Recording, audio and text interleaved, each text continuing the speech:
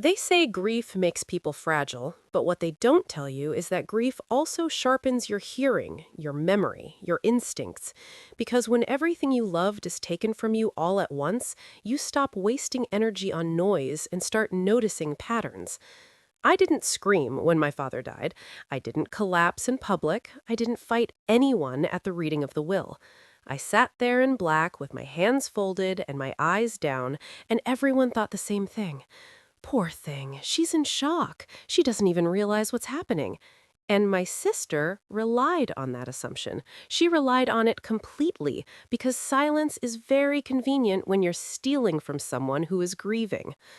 Let me tell you who I am before I tell you what she did, because this story isn't about inheritance. It's about patience, and it's about the kind of woman people underestimate at their own expense.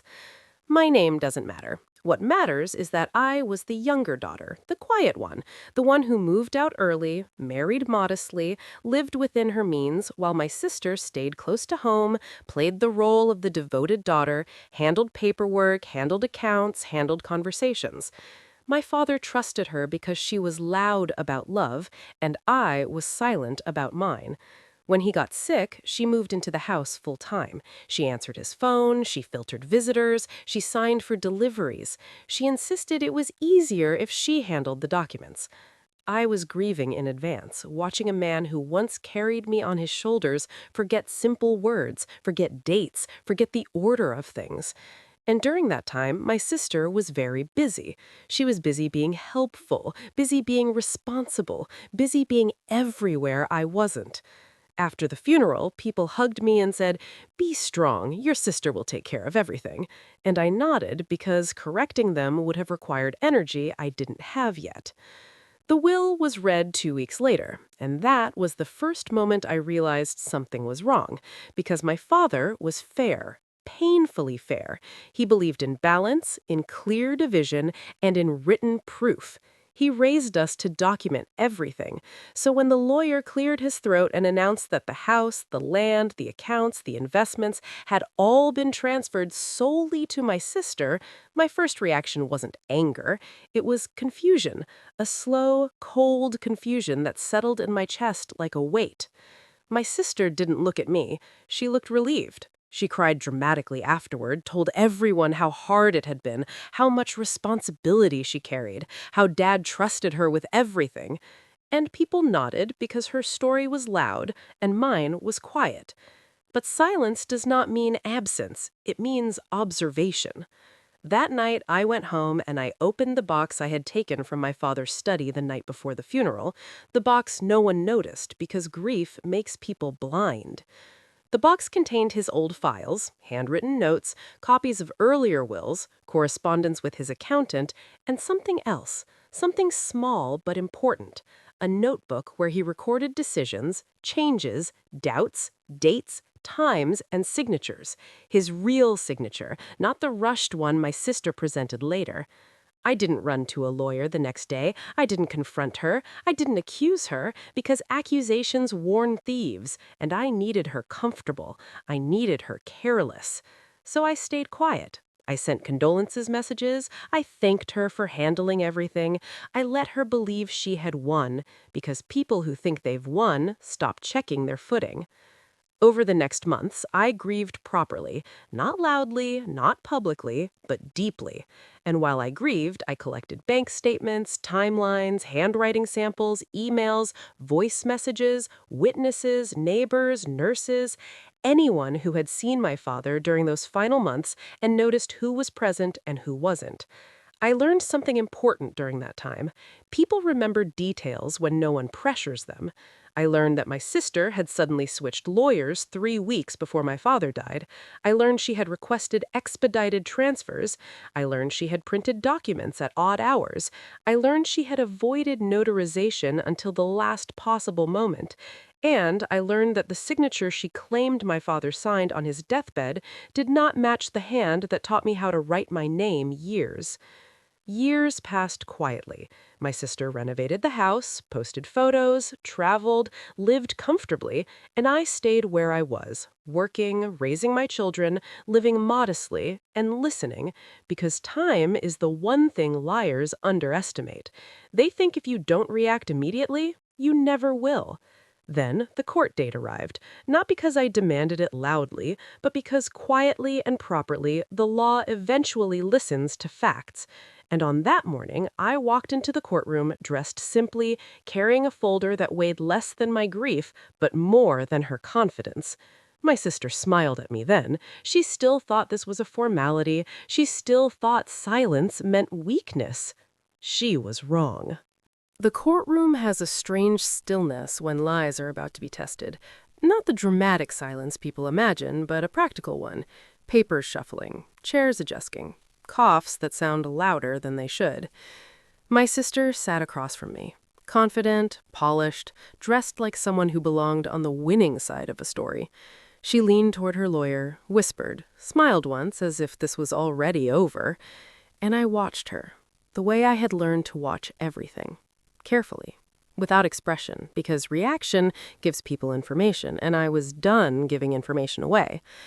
The judge entered, files were opened, names were confirmed, and the narrative my sister had prepared began exactly as expected. Devoted daughter, primary caregiver, trusted executor, final wishes fulfilled. Her lawyer spoke smoothly, confidently, as if repeating a story he'd told many times before, because he had.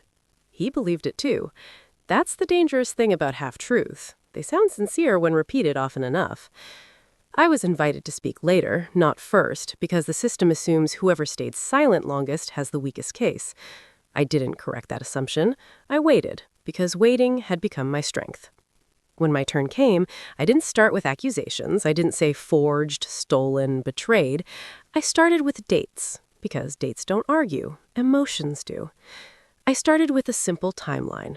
When my father was diagnosed, when cognitive decline was first recorded, when medications were adjusted, when my sister took over correspondence, when the previous lawyer was dismissed, when new documents suddenly appeared, and as I spoke, I watched the judge's pen slow slightly. Not stop, just slow. People underestimate that moment. The moment when authority begins paying attention, not because of drama, but because of consistency. I submitted copies of earlier wills, ones my father had shared with me years before, when he was healthy, when his handwriting was steady, his signature deliberate. I showed the notebook, the one he kept privately, not as a legal document, but as a habit of recording decisions in his own words.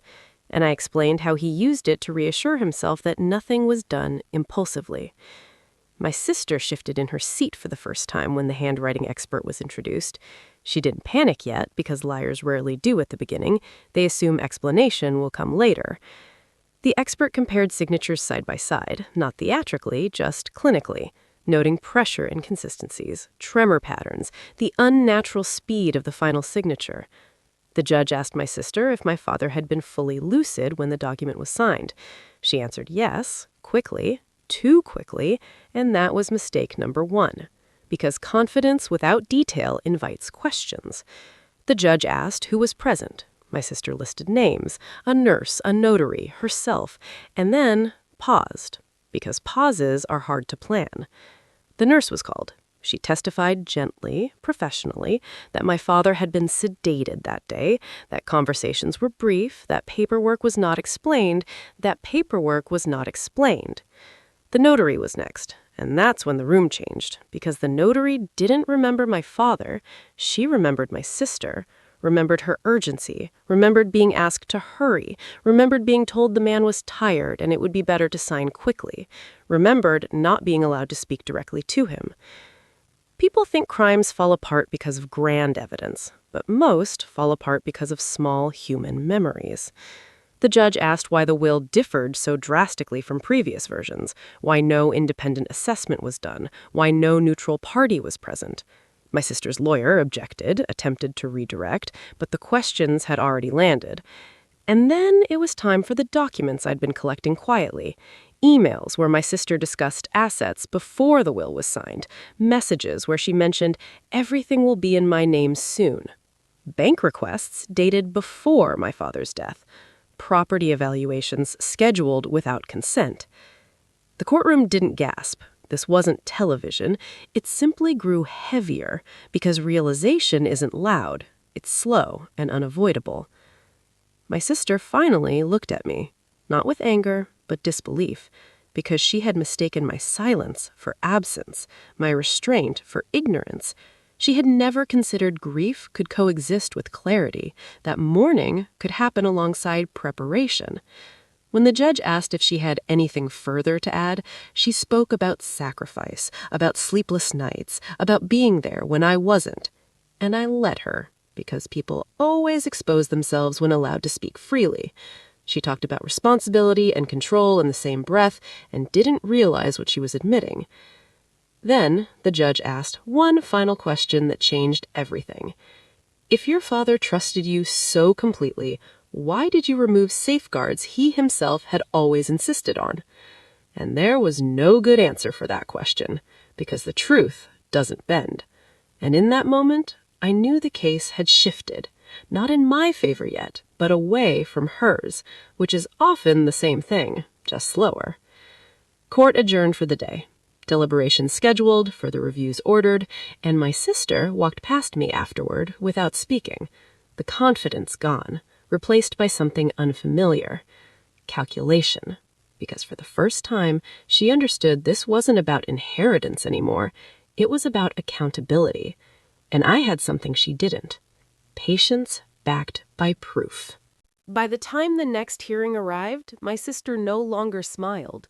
She arrived early, sat rigid, avoided eye contact with anyone who might recognize her confidence from before, because confidence that has been questioned rarely survives unchanged.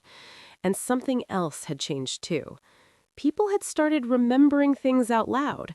Neighbors remembered arguments about paperwork. Nurses remembered being asked not to disturb him.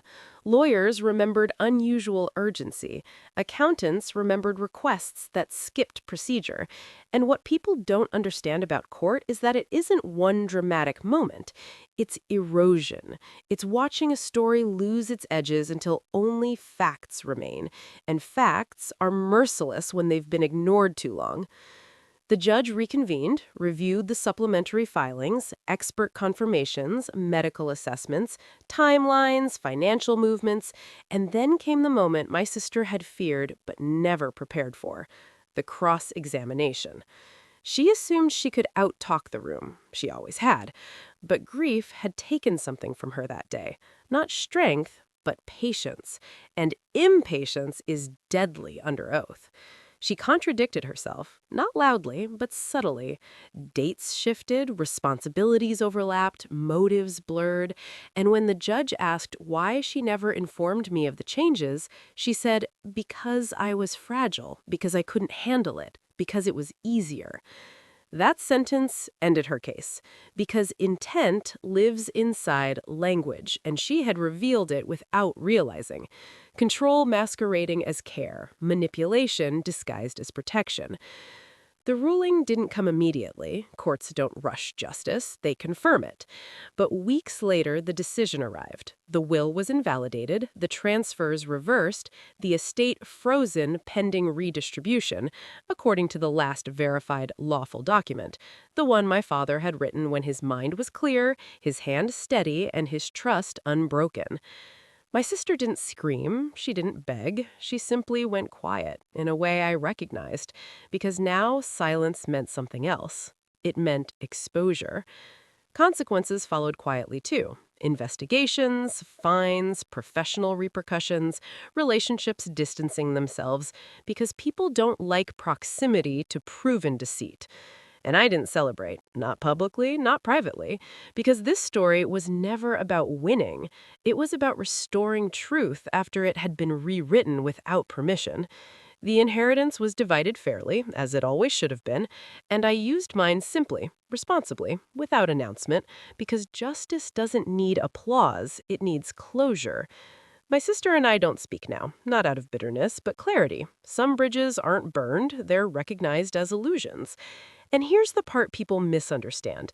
I didn't become stronger because I fought back. I fought back because I was already stronger than she assumed. Grief didn't make me weak, it removed distractions. It taught me to listen, to document, to wait, and to move only when movement mattered. Silence is only weakness when it's empty. Mine was never empty. It was full of dates, signatures, witnesses, patience, and resolve. So, if you're listening to this and you're quiet while someone underestimates you, let them. Because the most dangerous thing to someone who believes they've gotten away with it is time, and a woman who knows how to use it.